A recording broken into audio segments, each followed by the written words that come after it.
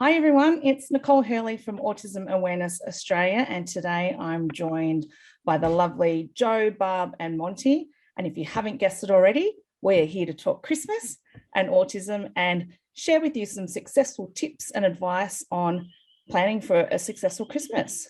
So why don't we go around and introduce ourselves? I'll start. I'm Nicole. As I said, I work for Autism Awareness Australia. I'm a parent of two very, very excited little boys. I'm that mum that does Elf on the Shelf and probably creating too much excitement for my children. But my eldest Hugo, he's on the spectrum, and I think he's going to always believe in Santa. What about you, Joe? So my name is Jo Abbey and I'm a journalist and I live in Sydney. I have two boys with autism, Giovanni, who's ASD 2, and my eldest, Philip, ASD 1, and you could have blown me down with a feather when they said that he was on the spectrum. I had no idea.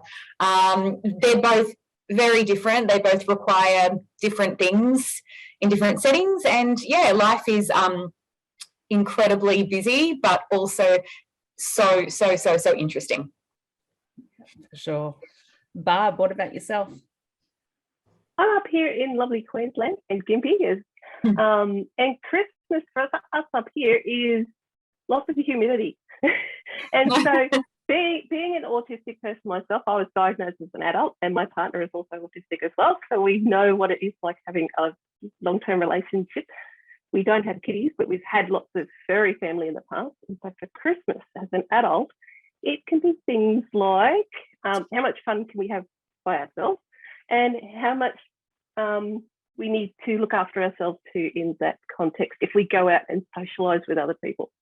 And I'm also a developmental educator, in case you just actually wanted to know what sort of thing I do apart from planning for Christmas and what I am or not going to do. Thanks, Barb. And Monty? Yeah, hi everyone. My name's Monty. I'm from Perth in Western Australia. I've got two boys on the spectrum, Tyson, who is 9, and Jax, who is 7. I had kids when I was fairly young at 24, and have certainly learned a lot from having boys on the spectrum. And as Joe said, it's certainly busy, and I've got two extremely excited kids for Christmas as well. Elf on the Shelf is also in my life, so that's always interesting at December. But it's very busy and exciting and interesting as we go along this journey. So I don't know why we do the Elf on the Shelf. Create more work, but it create more excitement. I don't know. Yeah, I know. But it's a whole lot of fun, right?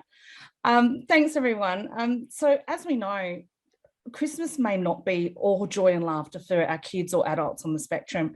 It comes with less structures, less routines, like we said, big excitement, even like at the shopping centre, loud noises, big bright lights, overcrowded people. So sometimes Christmas isn't joyous for all of us, but we can do some things to set our kids and ourselves up for success at Christmas. Joe, I'm going to hand over to you. Is Christmas chaos or have you totally got it by now? It just changes all the time. So what the boys needed when they were younger has changed now that they're 13 and 17. And it's really interesting because I'm the only one in the family who has boys on the spectrum, and they've just sort of learned that we just need to go with the flow when it comes to the boys. So all the rules about sitting down until you finished your lunch or everyone else is finished and waiting for others and all that just goes out the window, which is great. But yeah, I think a lot of the stuff that I do for the boys comes naturally now. So it's not as stressful as it used to be. I'm not racked with guilt. So pretty much we're fine when we're at home. Home is the safe space. I have found that if the routine changes here, it's sort of okay. It's when we go to leave the house or go somewhere else that it impacts them. So, I mean, they love Christmas. They love the part where we wake up and have a special breakfast and open gifts here. But then when we go to see family, it all falls apart. It all gets really, really, really tough. So we set up a room Giovanni has a room at my mum's house, and he'll just walk through the door, not say hi to anyone, go straight in there, close the door and just stay in there. And that's what he's doing at the moment. Every now and then we can entice him out, usually when my brother brings his puppy. And my eldest, Philip, he's ASD1, so it's more of an interactive process to figure out what he wants and needs. So what I found is that he can participate, but just in short bursts. So he'll sit down and it'll all be great. And I think the effort of masking and socialising, he'll go for a wander, then he'll come back. So at home and with my family, it's okay. Driving around looking at Christmas lights, okay. Shopping, no. Big events, no. Parties, no. End of year celebrations, no. And I just don't force it anymore. I know what they do and don't want to do, and we just don't bother to force them to do anything. They know what they want. Yeah, totally. We went to my younger son's Christmas concert the other day, and it was straight after school. So Hugo is sitting there, he's rocking and he's doing all sorts. And, you know, a few years ago, I probably would have stressed not knowing what to do. And it was like, great, let's go to your car, let's get your headphones on. And you don't have to participate in that. You can sit to the side where you're quiet and you're happy to watch from afar. And me and my husband could watch our younger son do the Christmas concert. But years before that, I probably would have stressed and made it worse for all of us.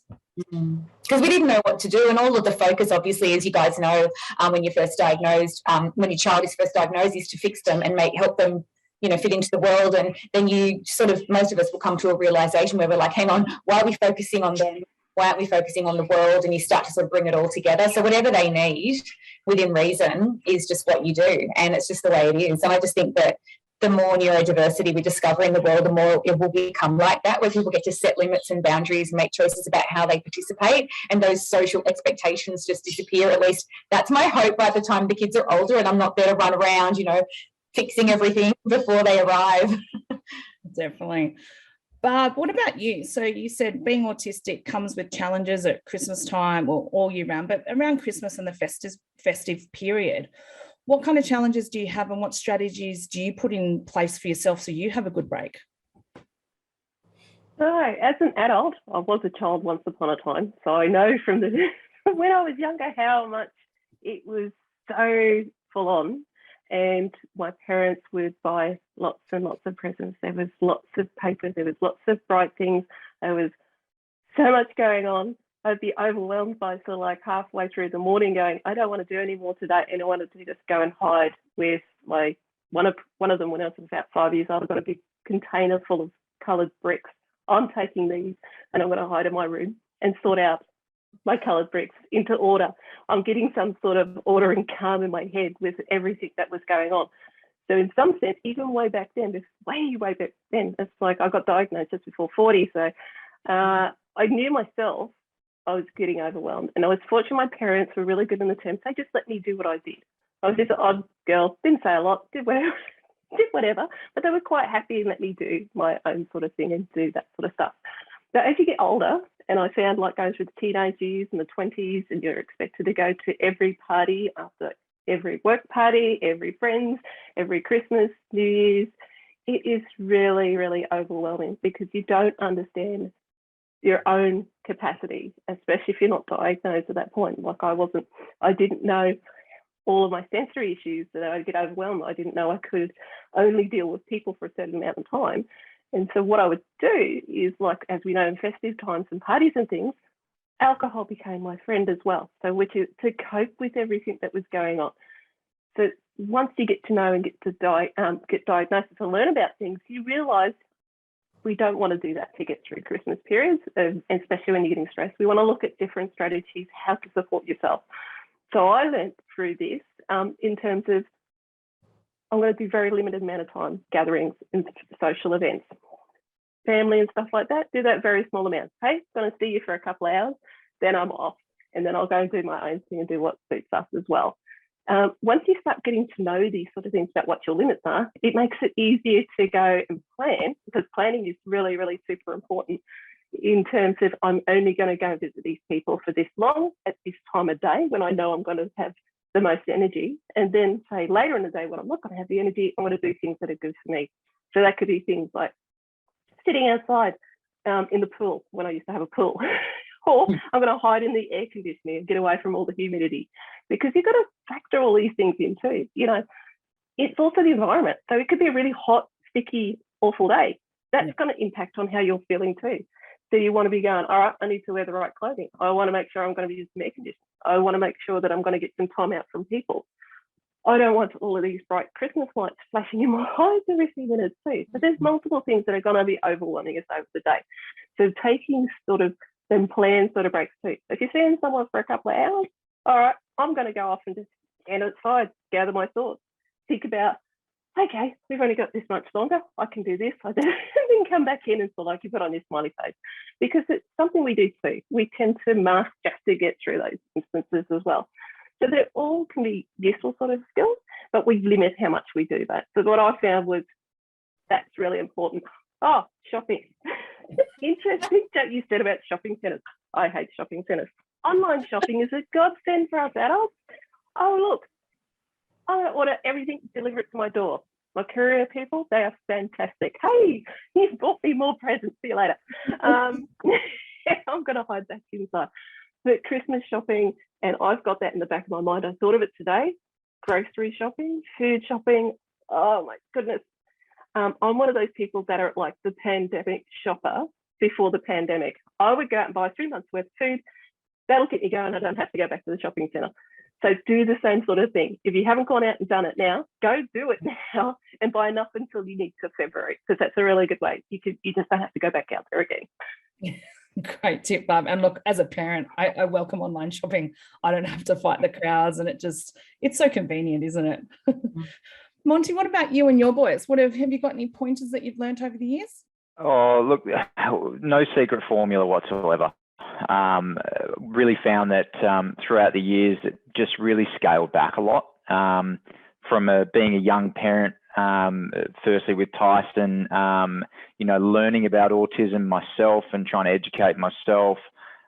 It was really about having to experience those first 3, 4, 5, 6 Christmases that were quite overwhelming, and not knowing what was right, what was wrong. So I think really for me, it's about knowing to just limit the expectations from everyone on what is possible and what's not. I think you brought up a really good point there, Barb, that, the kids, when they open so many presents, and we want to give them, lots of presents as children, it became so overwhelming with wrapping paper and going from one to the next without even finishing unwrapping fully one present, and you could see them just unraveling and unraveling. So learning from that, but, is there a secret formula to that? Do we buy less presents? How do we do it?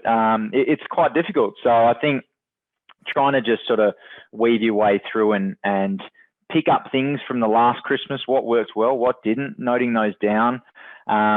We're fortunate enough not to be, have a huge family with a lot of expectations. The broader part of my family's in Melbourne, so my mum and dad are grandparents and things like that. So we aren't expected to come to a lot of things, and I think we just need to pick and choose our battles, and we need to assess what's going to be good for the kids. And now I think my grandparents and my brothers and my sisters are a little bit more on top of it as well. They can ask me questions on, will this be suitable? What can we do to help you? Which is great. And I think that's really important.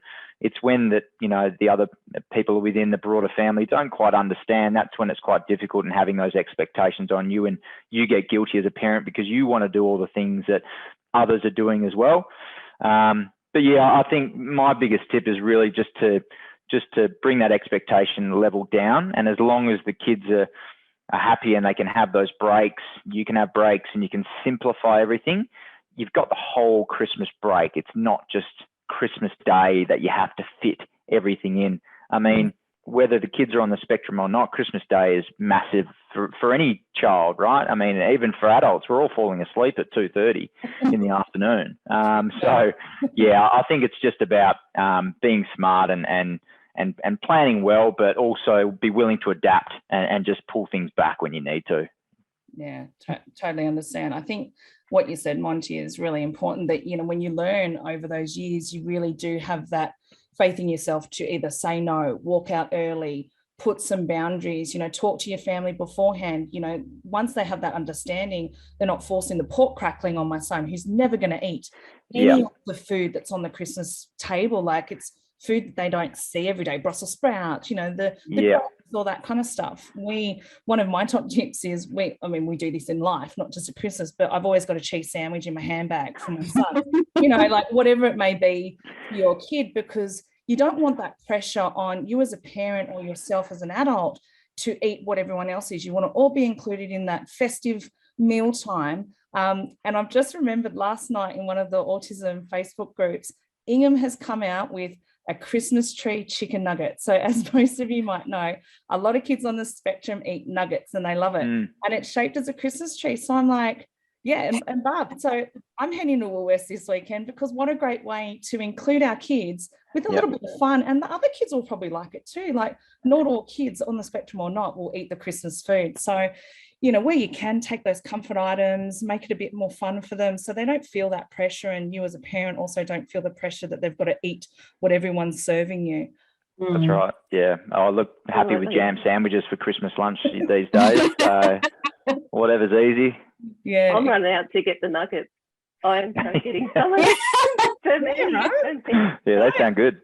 I know, right? Christmas tree nuggets. Who would have thought? Explain to Giovanni that despite the fact the shape is different, it tastes the same, and he won't believe me. So I'll serve 6 of the Christmas tree nuggets next to his usual nuggets, and then just leave it to him. Maybe he'll think about it all year and try them next Christmas. But yeah, it's good to know that they're out there. That's for sure. No, I'm definitely going to shops this weekend for that. I might not wait for the online ordering for that, Barb, because I really hot ticket item. But outside of Christmas, like you said, Monty, Christmas isn't just one day, it's the lead up, like school finishes, work finishes, and you might have this extended period of nearly 8 weeks off school. Like, I know for my boy, the lack of routine, a lot of his therapists go on holiday, so therapy stops. So a lot of that scaffolding that supports him day in and day out around the year starts to crack, might fall down. What do you guys do with the extended holidays? Do you keep your kids in routine as much as possible? What's kind of things that you do?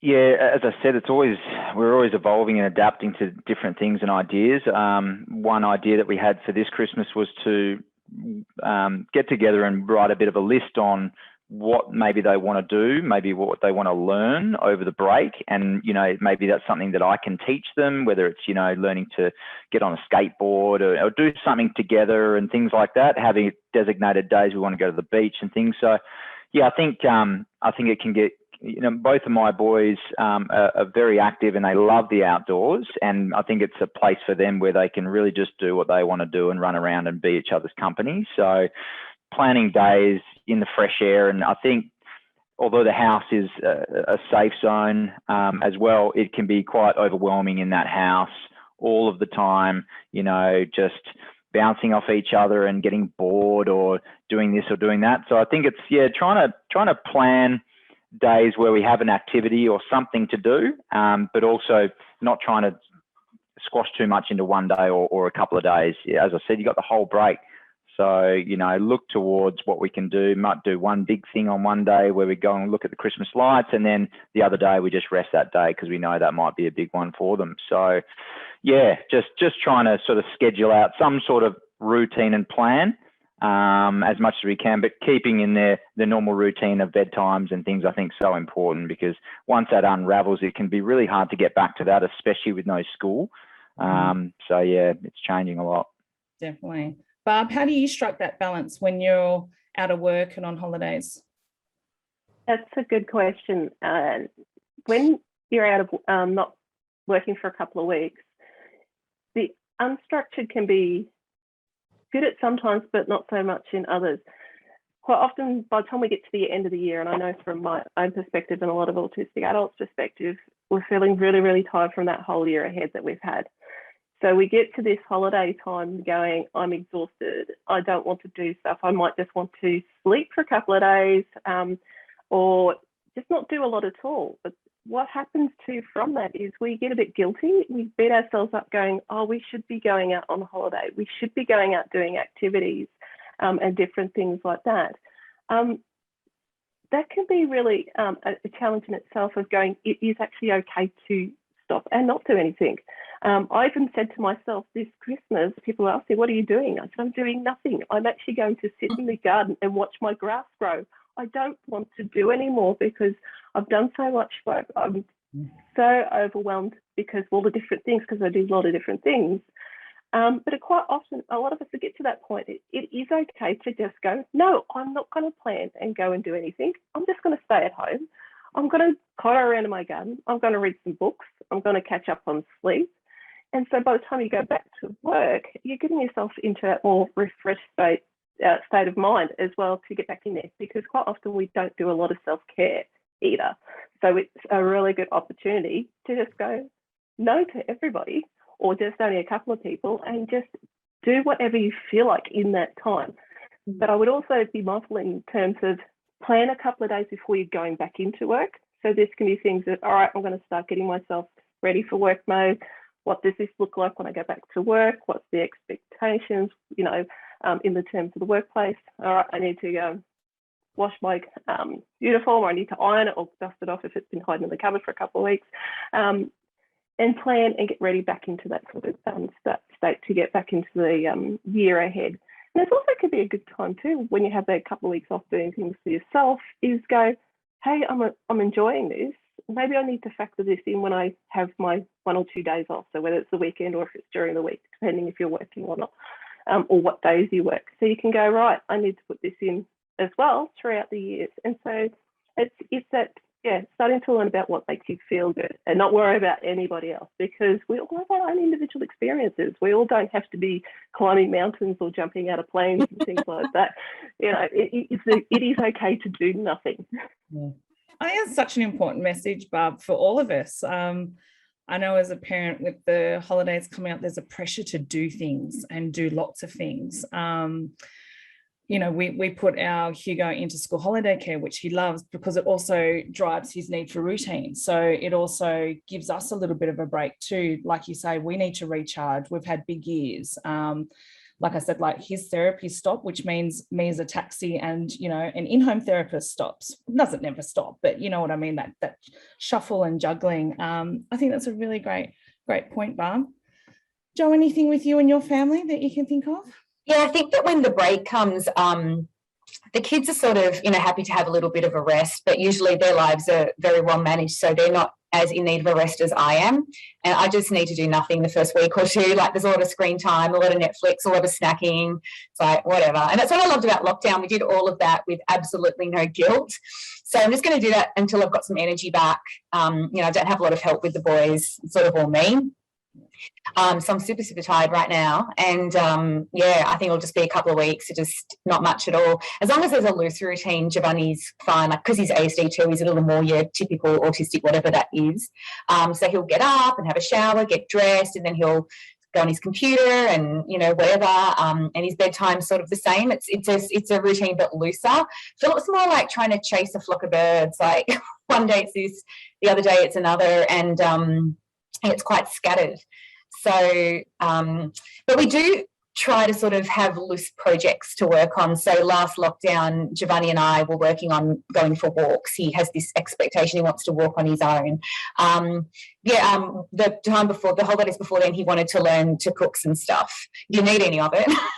He didn't need any of it, but he cooked it. So just having a little list. So I usually say to them, what do you want to do during the school holidays? And each of the kids will give me something that they'd love to do. But then when it comes time to do it, they may not be ready. So after that week or two, I'll go, okay, you said you wanted to do this. When do you feel like that? Do you want to go to the beach? Do you want to go bowling? Not too many questions at once, of course. And then I just start to sort of plan out a nice, friendly way to execute it. We also don't do everything together. There's 4 of us in this house, my 3 kids and me, and not all the kids want to do what the other child wants to do, so there's no expectation that they do. I'm like, okay, Giovanni and I are going to the beach, who's coming with us? Philip and I are going to the movies, who wants to come? And so they always have a choice, which is great. But then, as everyone knows, that's half the challenge. Then once you get out there, you have to figure it all out. Like, your brain's working so fast. So we're going to see Spider-Man soon. And already I'm like, okay, I've got to go at a quiet time, park in a certain spot, seat them quickly, go out and get their food after that. I think that's sort of part of the exhaustion. But geez, if they have a good time, honestly, you just come home and you're like, world's best parent. It's the best feeling, isn't it? Yeah, seeing them be able to experience joy and enjoy the world in a limited way is awesome. And yeah, I think that this school holidays it'll be a couple of weeks of rest, and then I think we're just going to you know, spend time with family and just do their one special thing, which is, as I said, Spider-Man, beach if the sun comes out, and hanging out with my brother's puppy, which has been a godsend to our Christmas because it means Giovanni will come to everything because Zuko is there. That's so good. Everyone, I think it's just been such a great conversation. There's lots of tips and pointers for, you know, parents and autistics who are watching this. So kind of just to wrap up, it sounds like plan, but not too much. You know, relax, take sensory breaks, quiet time, learn how to say no, and pack your chicken nuggets. Absolutely. But I really want to thank you all, Barb, Jo, Monty. It's been a great conversation. If you want more information around preparing for Christmas, Jo's written an article for Autism Awareness Australia. Barb's about to release an article for Autism Awareness Australia. So you can catch that on autismawareness.com.au or follow us on all our socials on Facebook, Insta, Twitter and LinkedIn. But I want to say Merry Christmas to you all and everyone that's watching. Have a fun, safe, happy Christmas and holidays, and really look forward to hearing all about it next year. Thanks, Nicole. Thanks so much. Nicole. Thanks, everybody. Bye. Merry Christmas.